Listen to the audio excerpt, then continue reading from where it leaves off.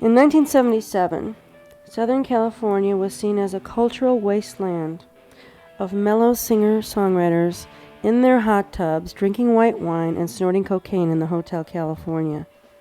But from the underground emerged a misfit band of men and women who fought against that musical status quo.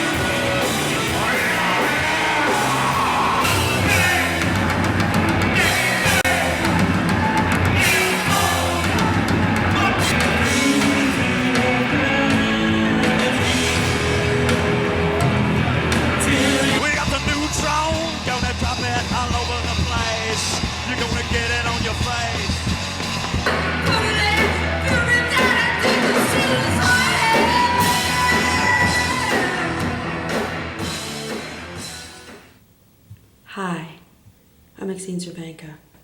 I'd like to take you on a tour of the history of Los Angeles punk rock.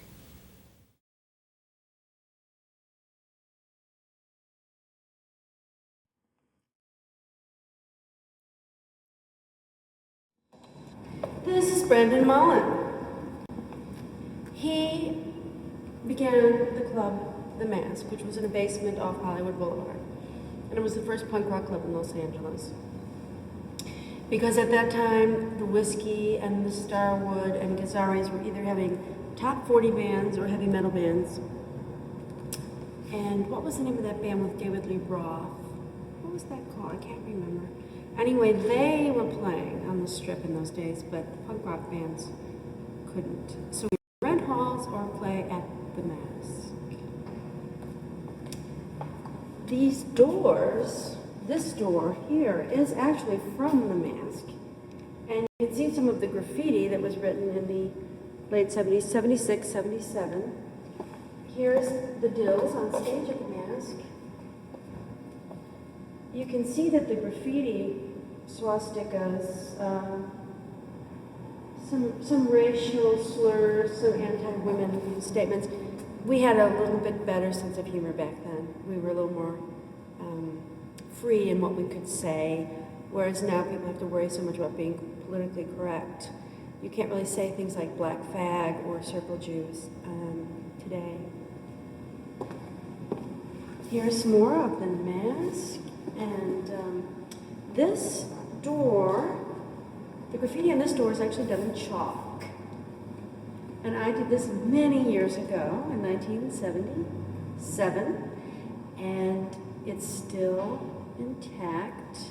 After it closed in 77 or 78, whenever it was that the last person actually went down there, it was sealed, so to speak, like a tomb, kind of like the Egyptian pyramids. And unlike any other club in America, it was untouched for 20-some years. And so the graffiti wasn't covered over by layers and layers and layers of bands in succession, you know, writing their names. So it was frozen in time. And it says, what does it say?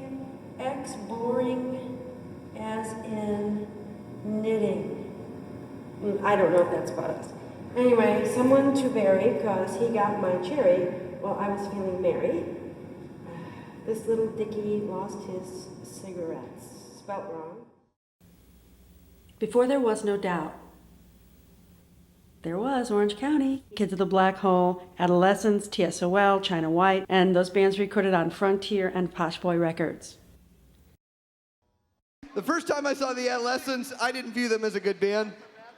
They were the competition. That's who they were. I want you to know that. We played at the Starwood with them, and they smoked us that night.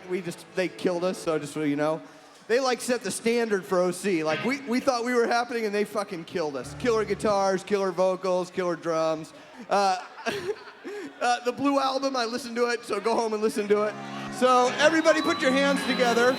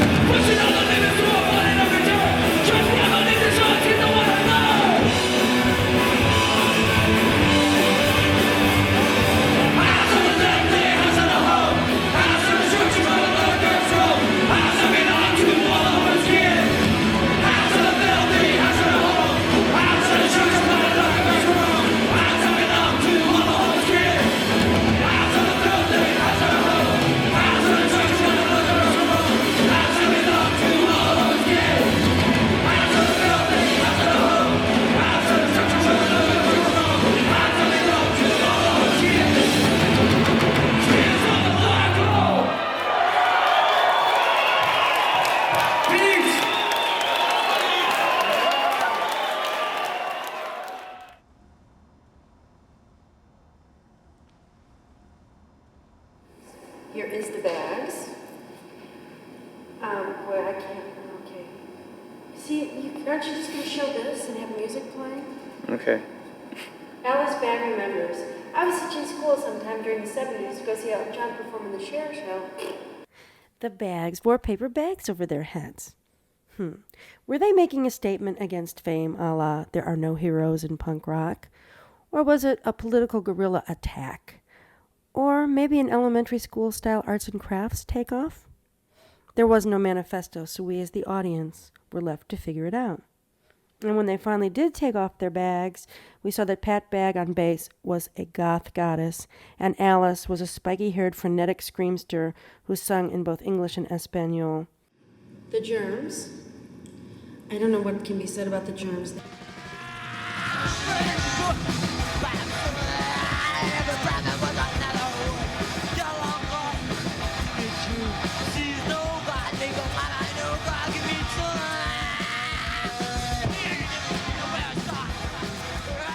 Because Darby Crash died in 1980. Suicide or something. Heroin.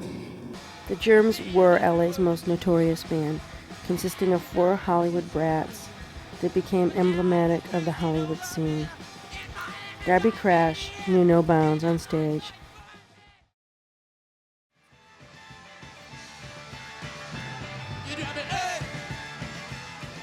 The Dickies. They actually got signed to a major label. And I remember when that happened, I think it was A&M. And we were having a party downstairs at the Mask, and Leonard from the Dickies came in with a case of beer. And to kind of atone for the fact that they were getting signed, I think, by a major label. It was very interesting, though. Everyone thought they were going to get signed after that, but no one did. Well, for a while. And Devo, a lot of people don't know that Devo was part of the LA punk rock scene. I saw them in 1976 at Starwood. And there's an actual Devo outfit, one of their suits.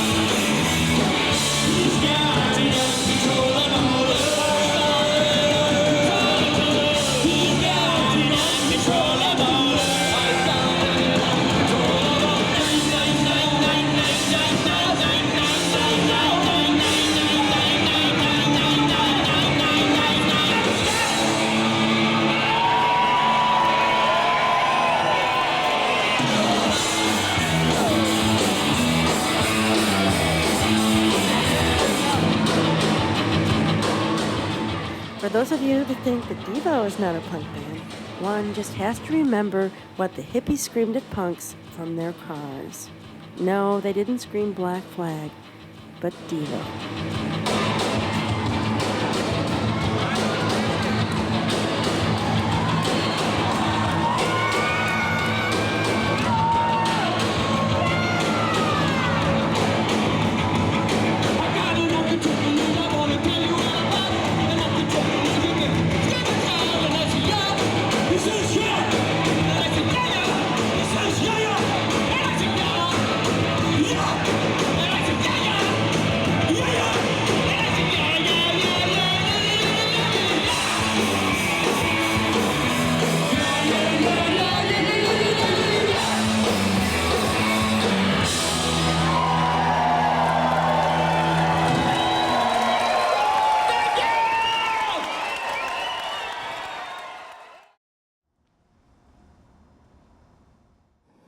This is more of the art-damaged part of the punk rock scene. Suburban Lawns, Bee People, Urinals. These guys are the best band, and they're going to show you why in 10 minutes with 11 of the bitchinest songs ever released. They're all on 45. Like every other record they put out by themselves. No one ever did it for them. They did it themselves. These guys are it. The best indie band in LA, and they still are, because they've never stopped playing. They're still doing it. Ladies and gentlemen, Rod, John, Kevin of the Urinals. That's right.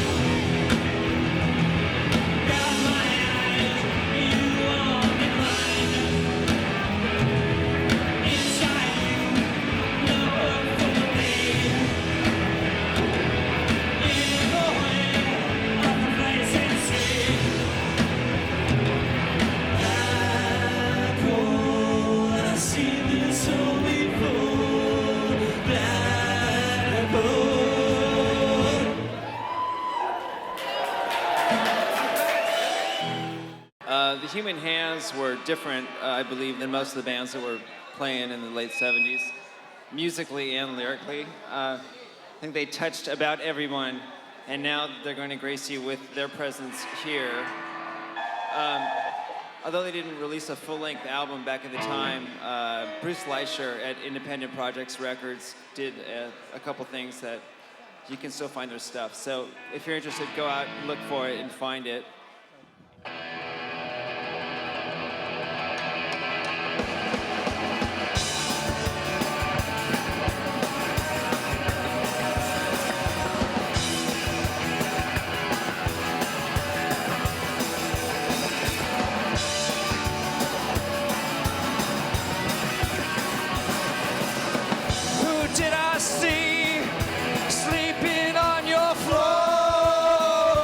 Was it someone you dragged in?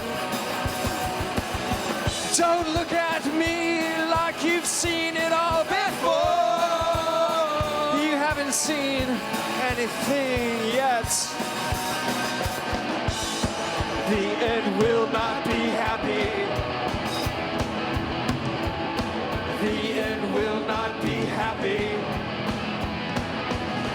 What were those words you were trying to avoid? Was it someone you could spill? We try to bargain, oh, but I get sometimes annoyed at the products that you spell. The end will not be happy. The end will not be happy. The end will not be happy. For this time.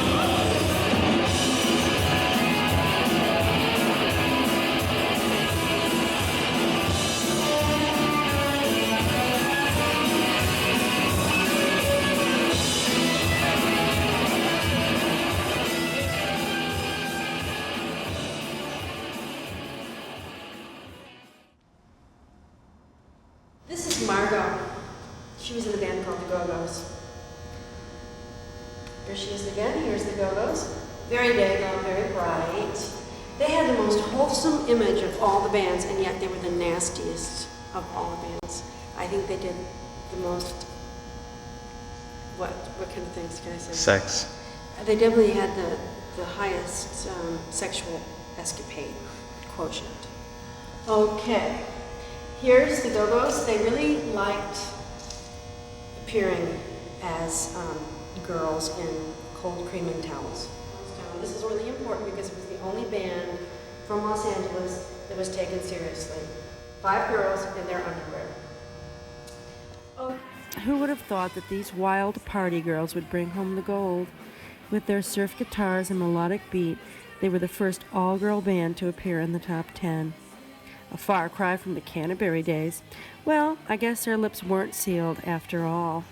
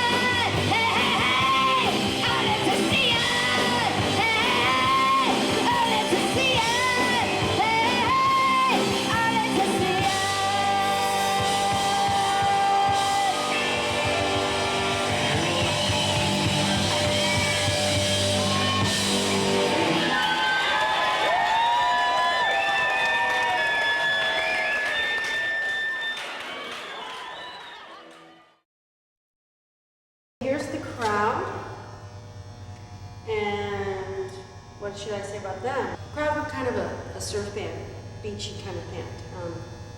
The crowd. Okay. Formed in Huntington Beach in 1978, the crowd featured Jim Trash Decker on vocals, Jim Cass on guitar, Tracy Portfield on guitar, Jay Trash Decker on bass, and Barry Cuda Miranda on drums. The band spent most of 78 and 79 playing Huntington Beach house parties and writing songs. Distinguished by their day-glow clothing, as demonstrated tonight on stage, the band built a large hometown following. After I feel like I'm 21 years old. Wake up, you're gone.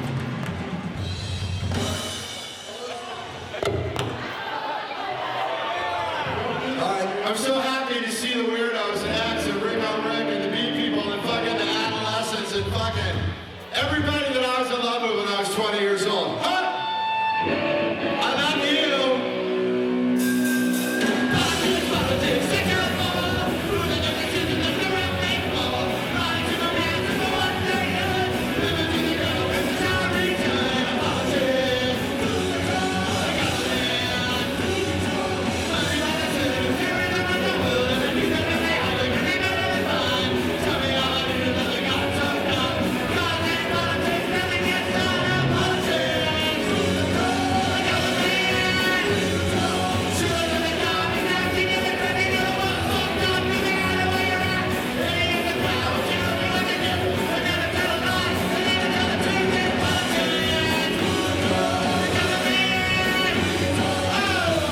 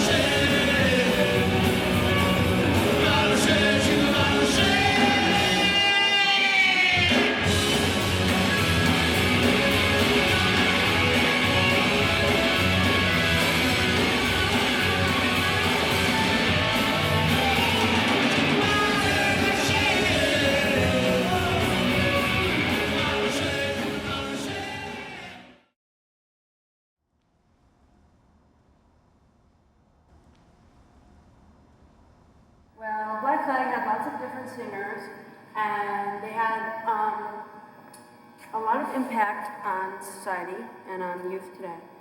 And when Black Flag and the other hardcore bands started playing a lot in Los Angeles, their fans came and destroyed the scene that we had here.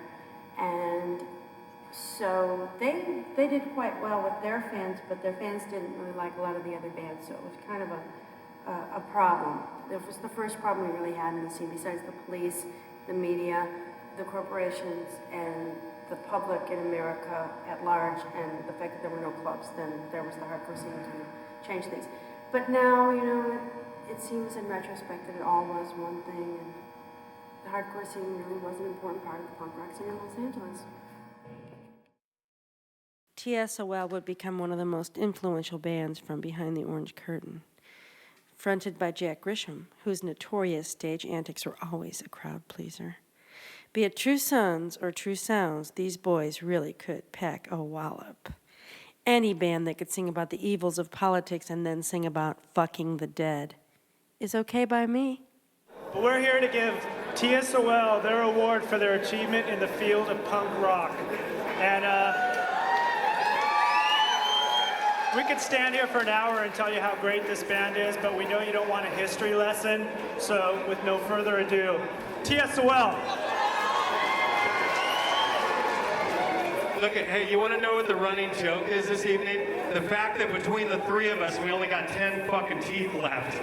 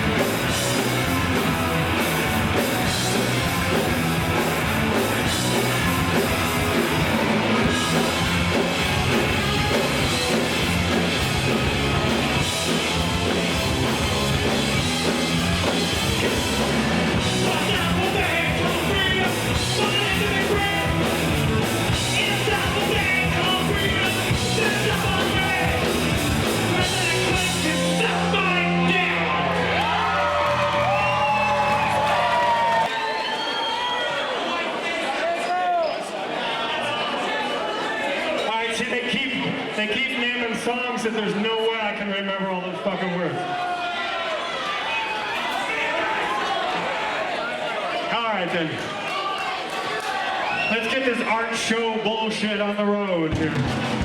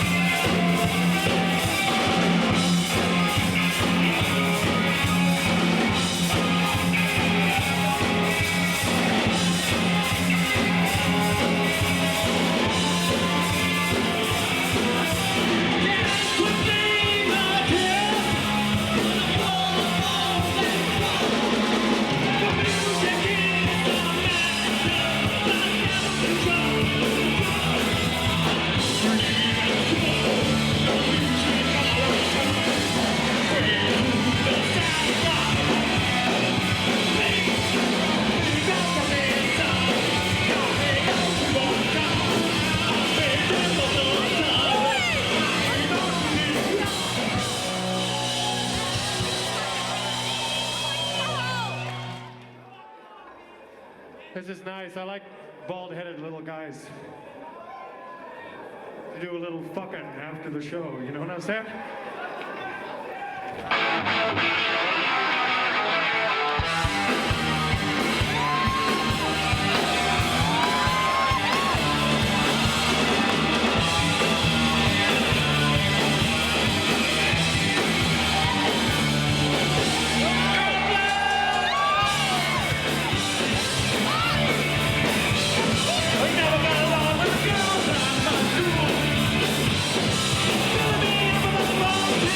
Girls,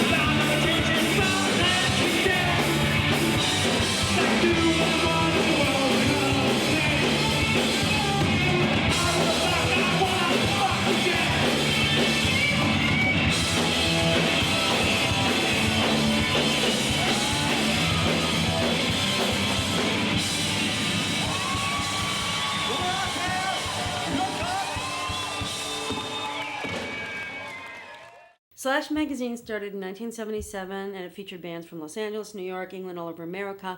It had great photos, really good sarcastic writing. It never took itself too seriously, and it was definitely the most important way for people to get information, the bands and the fans, about what was going on. Okay, here's Debbie Harry, here's me, here's Darby, here's somebody Spaz Attack, here's some Rasta guy, here's Susie.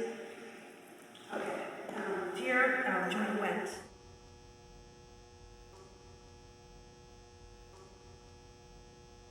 This is the goth rock section. We had more of a sense of humor in the goth rock scene here, I think, than they maybe did in England. And here are the Cramps, which I guess you could say are kind of a gothabilly type band. Okay. And the Cramps relocated to Los Angeles also, and became part of the scene here. Goth rock. Rockabilly roots and swamp. Of course, the Gun Club, the Blasters, Top Jimmy and the Rhythm Pigs were all very important part of that scene here. And the Cramps, here's a really nice full-color original Flesh Eaters flyer. Here's the cover of the New York Rocker with the Blasters. Here's Dave Elvin, the Flesh Eaters. Well, here's one incarnation of Christie's Flesh Eaters with John Doe and, different people, Blasters, whatever. Gun Club, Christie, whatever. Oh, I can't do this anymore.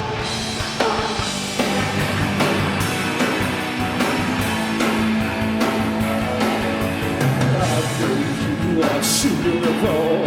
Didn't tell you my last story. You're transparent, motives, moving with desire. You say everything's underwater every time. Put out your hand every time you put out your way. We can't live without talking. Sometimes there's just no fun or great conversation. What you want to the ground denier. We get through, flat on the back. Here comes the spirals. Honey, masterpieces. Can we go somewhere to find you again?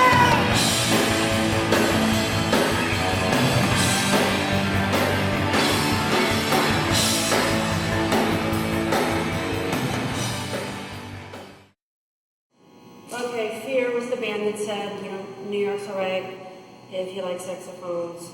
And they were kind of like homophobic, racist, anti-punk, anti-women, kind of tongue-in-cheek, satire kind of band. Although they really did, I think, hate all those people.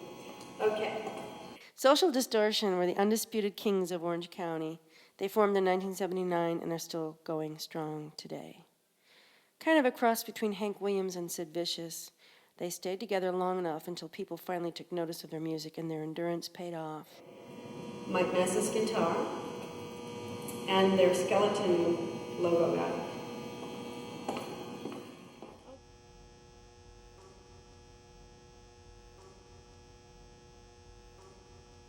In the grand tradition of Elvis and Tony Bennett, our next inductee continues to affect and influence audiences young and old alike.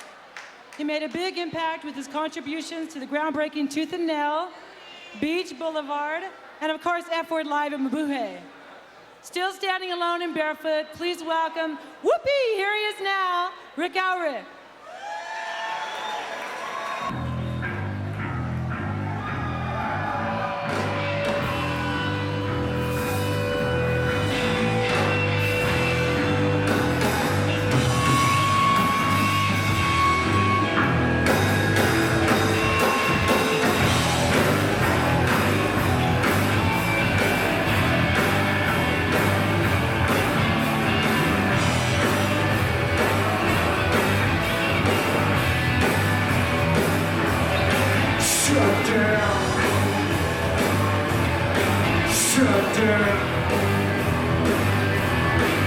Sometimes I feel like you just shut me down. Shut down. Shut down.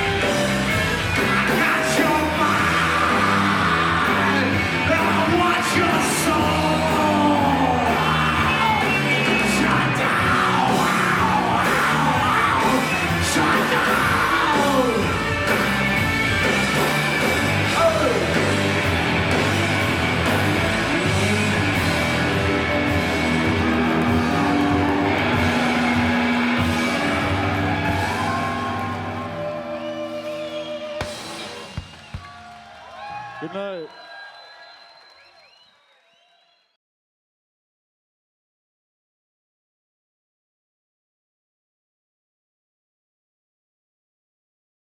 In this case is memorabilia belonging to Rodney Bingenheimer. These are called acetate recordings, test pressings.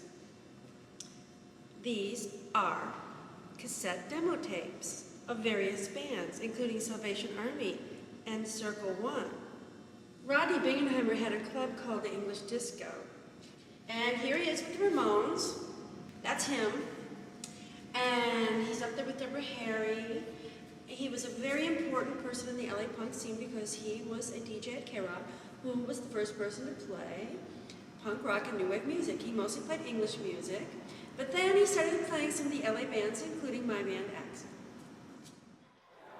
Rodney, though you have already had a booth dedicated to you at Cantor's, though you have already been christened the mayor of Sunset Strip by none other than Sal Mineo, though you have literally stood in Davy Jones's shoes as an honorary monkey stand-in, though you have had a song written about you by the GTOs, and though rumor has that you inspired the character of Z-Man in Beyond the Valley of the Dolls, nay, Rodney, nay, methinks this is your happening and it freaks me out. And even though that the fact that you and Kim Fowley once picked up Squeaky Frome hitchhiking, that should ensure your legendary status forever. We present to you, O Bard of the English Disco, and the purveyor of new music, English imports, and demos that nobody else would have the balls to play on K-Rock, and so exposing and inspiring generations of musicians. We present the Darby Crash Lifetime Achievement Award.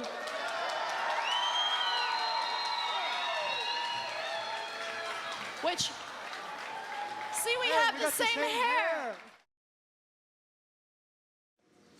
Of course, our exhibit would not be complete without the Runaways, who were very important, being the first all-girl band of that time. Besides Fanny, of course. I saw the Runaways at the Starwood in 1976 with John Devo. I got Sherry Gray's autograph in Ben Frank's, which is gone, of course, now on the Sunset Strip, and everyone used to hang out there after shows. And, well, I had been making fun of her quite a bit in the restaurant. It was late, and I'd had a few drinks, and I was with Farrah Fawcett Minor, and, well, I ended up going into the bathroom, and she came storming in, and I thought she perhaps was going to be violent, so I quickly turned to her and said, I'm a very big fan. May I please have your autograph? And she gave me her autograph, and I don't think I have it anymore. This is Joan Jett's shirt, and I think this is a Seditionary shirt from England. Seditionaries was started by Malcolm McLaren and Vivienne Westwood, and is quite famous. There were a lot of bands in East LA and a lot of fans who would come to shows, and it was a very interesting time because it was racially mixed. And some of the bands were Latino bands, and that's why this part of the show is called East of Eden. Although it was an integrated scene, you would think from this exhibit perhaps that it was a segregated scene, since these bands are all lumped in together under the heading East of Eden as though they were separate. I don't know why that is, but that's the way the show was set up. So I just want to apologize for that if it offends anyone, because I know we live in a very sensitive time when everyone has to be politically correct, and I'm sure someone will complain eventually about that. Anyway, the Plugz, the Brat, and many other bands from Los Angeles. I forgot the fucking words. Su roca vitalista, va bien fascista. Yo no soy fascista, soy anarquista, anarquista. Baila bamba, baila bamba, baila bamba, baila bamba, baila bamba, baila bamba, baila bamba, baila bamba.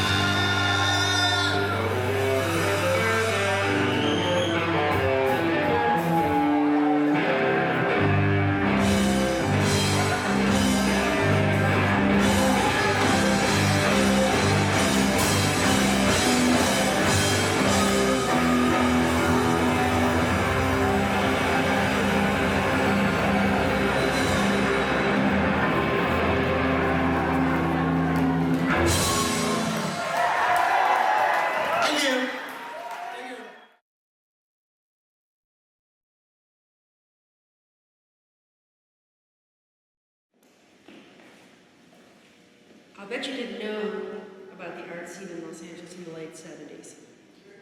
Here's Joan Winters. This is a Frank Gardania photo, and she did a lot of dirt and worms and things like that. And here she is, on stage, at the Hong Kong Cafe in Chinatown.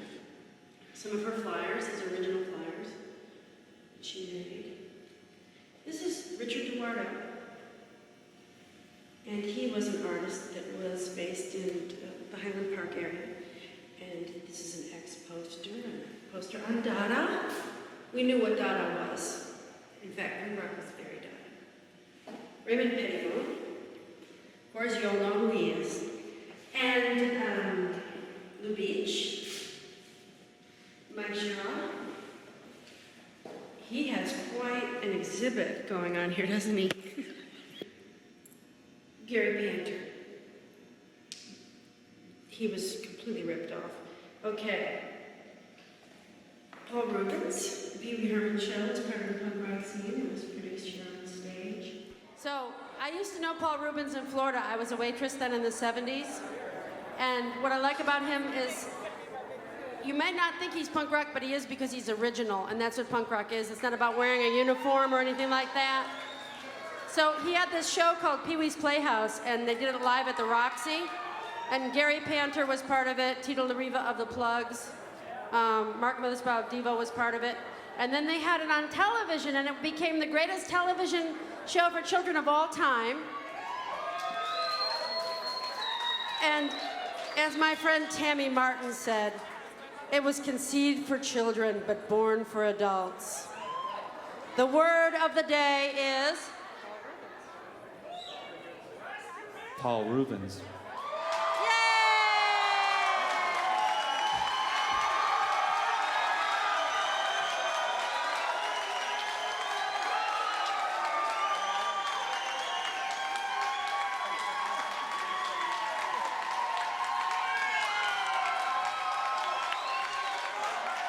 I didn't prepare anything because this is a complete surprise. So, thank you. Thanks a lot.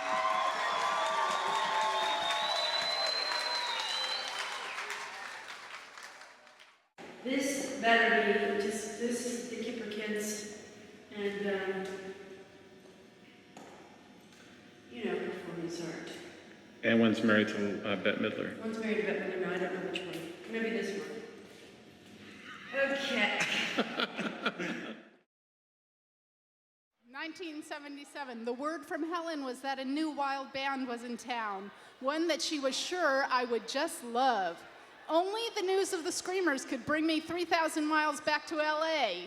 Only the Screamers could cause such a commotion without anyone knowing what they sounded like. Only the Screamers could be featured in the first Slash magazine without ever performing.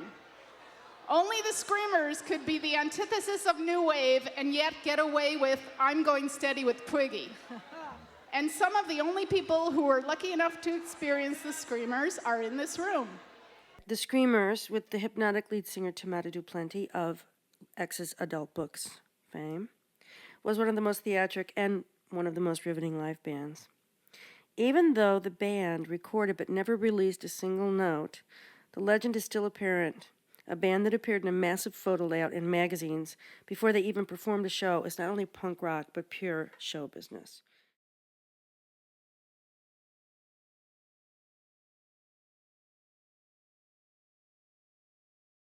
And this is the X part. This is the X from the XS building in Brooklyn. Some pictures of X. Some other stuff of X. What's his name? Billy Zoom's jacket and sunglasses, and XXX, Splashers X, Plugz X, whatever, XX. We're going to present an award to a band called X from Los Angeles, California. And you're looking at an obsessed X fan right here. I snuck into every X show that I could get into growing up, and this is a band that when punk rock was all about testosterone and aggression, that brought artistry and poetry to this type of music. They make me proud to be from Los Angeles, California. So, they're one of the two things that make it great. Great Mexican food and X. So let's hear it from X. But, are you having fun? I like these punk rock people. I want to see some action out of you. Right there, you. You wear it, you act it. And this is Donita Sparks. You ready? I'm getting there. One of the best bands in America. And that's DJ Bombrick from the Weirdos.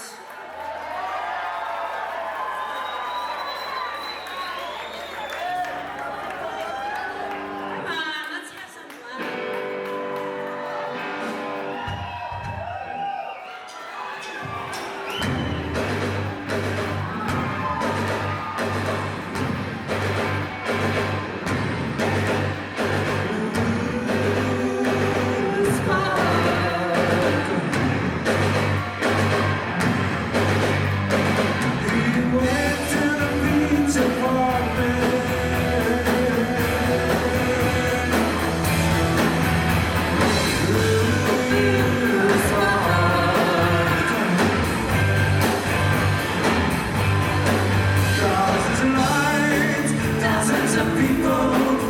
She's forgotten for the bodies of never.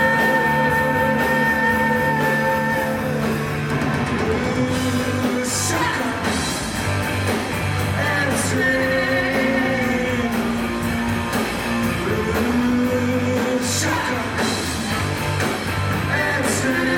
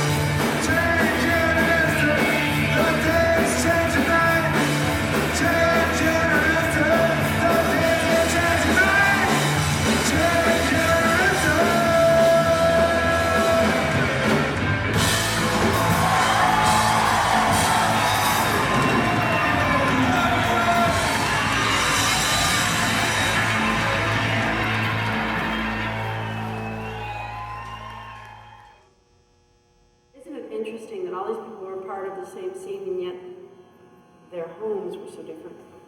Mark Mothersbaugh, he has an interesting apartment.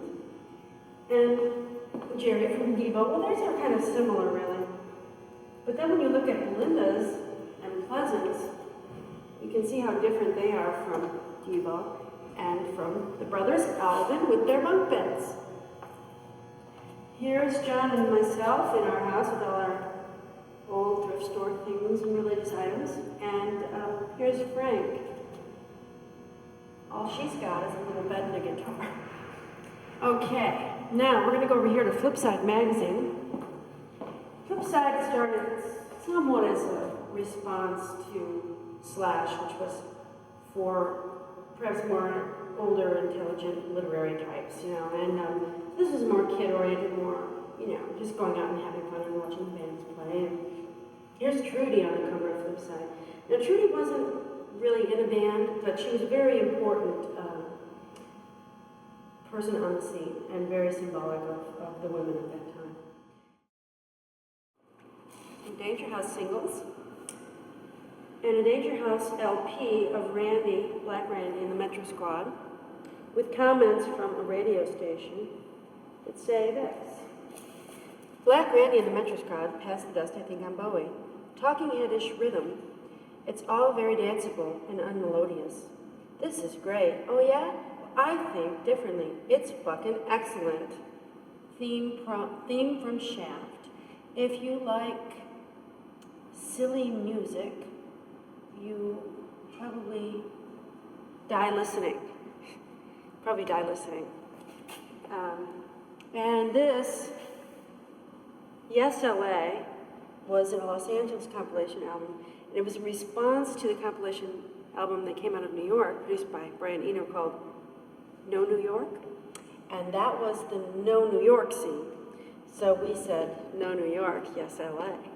We didn't like New York too much. Oh, Black Randy was one of the people that started Danger House Records with David Brown. And he's dead.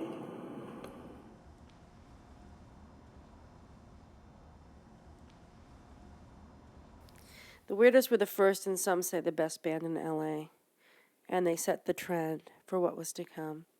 Fast chords, an amazing live show, and the most insane fashion imaginable. They wore their pants inside out. In this case is Weirdos memorabilia. This is a fan letter from Jane Weedland of the Go Gos. And some Weirdos buttons, and some Weirdos Alka-Seltzer, and it appears as though the Weirdos were a little bit ahead of their time when it came to day-glow colors. These are flyers for different Weirdos shows. Let's see. Oh, we got the Neutron Bomb.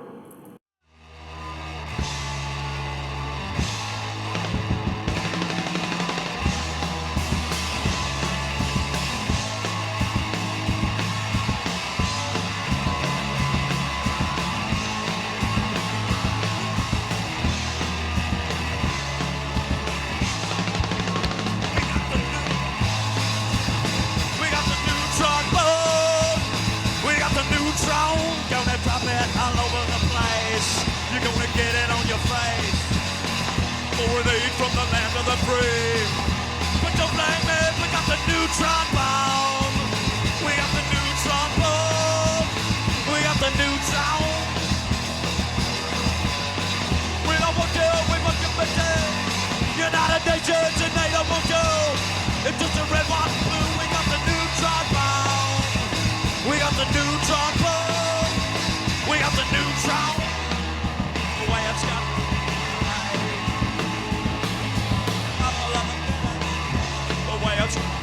Boy.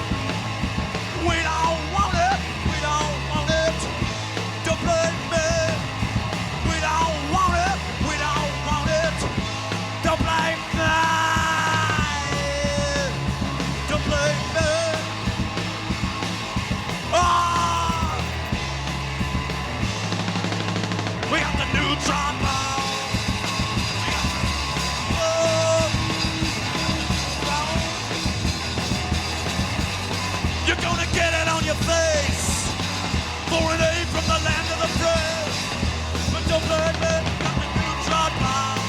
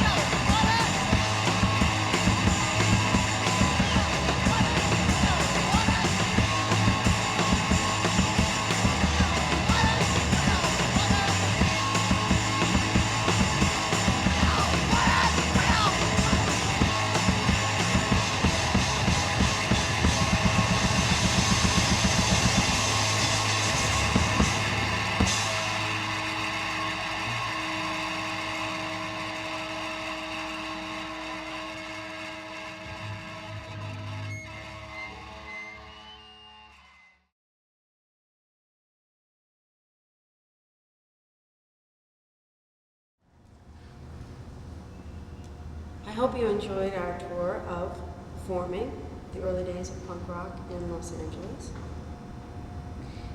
And I know I enjoyed taking you on this tour and helping to do the show with my friend John Roecker and the other people who helped us out. Everyone who contributed to the show and brought in photos. I know some people are upset because there are not enough pictures of them or pictures of their friends who weren't in bands, so they didn't get their picture taken that much. But I think it's a pretty good overall view of what happened here in the late 70s, encompassing art, music, performance, political commentary, literature, graffiti, and all of the other things that will remain an important part of American culture for all time.